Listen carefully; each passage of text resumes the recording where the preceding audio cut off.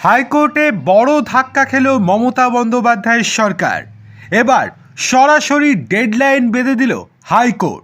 সংঘাত বিবাদ কোনো কিছুরই আর জায়গা রাখল না কলকাতা হাইকোর্ট। কি হয়েছে চলুন দেখে নেওয়া যাক। তার আগে আপনাদের কাছে অনুরোধ, ভিডিওটি ভালো লেগে থাকলে লাইক, কমেন্ট, শেয়ার এবং সাবস্ক্রাইব করতে একদম ভুলবেন না। দীর্ঘ প্রতীক্ষিত মেট্রোর কাজ শেষ করতেই হবে। 366 মিটার পিলার তৈরির জন্য এবার ডেডলাইন বেঁধে দিল রাজ্যের উচ্চ আদালত।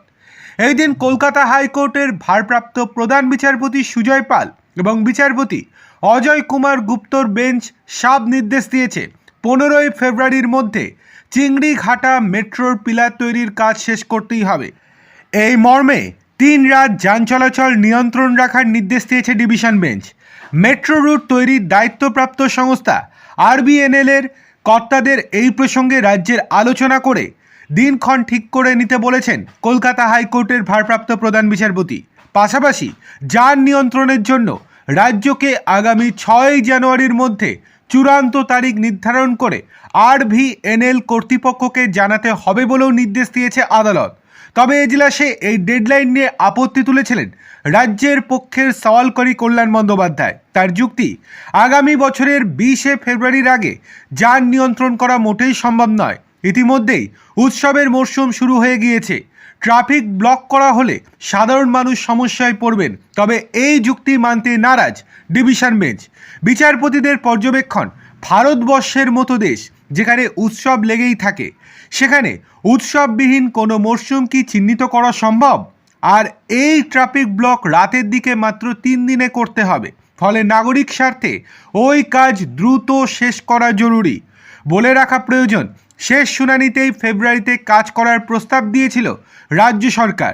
প্রধান বিচারপতির বেঞ্চকে রাজ্যের পক্ষে সওয়ালকারী কল্যাণ জানিয়েছিলেন দশক ধরে মেট্রোর কাজ চলছে, সুতরাং আরও কয়েকদিন অপেক্ষা করে ফেব্রুয়ারিতে কাজ করা যেতে পারে। কিন্তু এতে RBNL এর অসুবিধা কোথায় তা বোঝা যাচ্ছে না। অন্যদিকে RBNL এর আইনজীবী বলেছিলেন মাত্র 3 দিন রাত 10টা থেকে সকাল 6টা পর্যন্ত ট্রাফিক নিয়ন্ত্রণ করলেই আমাদের কাজ শেষ হয়ে যাবে। মঙ্গলবার সেই দাবিতেই যেন সিলমোহর দিল কলকাতা হাইকোর্ট।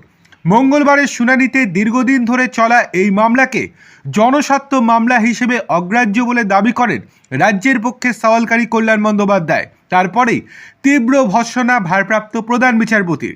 তিনি বলেন, ওই কাজ হয়ে গেলে নিউ গড়িয়া থেকে সেক্টর 5 পর্যন্ত মেট্রো ছুটবে। এটা যদি জনস্বার্থ না হয় তাহলে কোনটা জনস্বার্থ হবে? ডিভিশন বেঞ্চের আরও পর্যবেক্ষণ, রাজ্যের অসহযোগিতার কারণে দিন দিন প্রকল্পের খরচও বেড়ে যাবে, যার প্রভাব পড়বে জনগণের টাকার ওপরেই। তাই এই বিষয়ে আদালতের হস্তক্ষেপ করা অত্যন্ত জরুরি।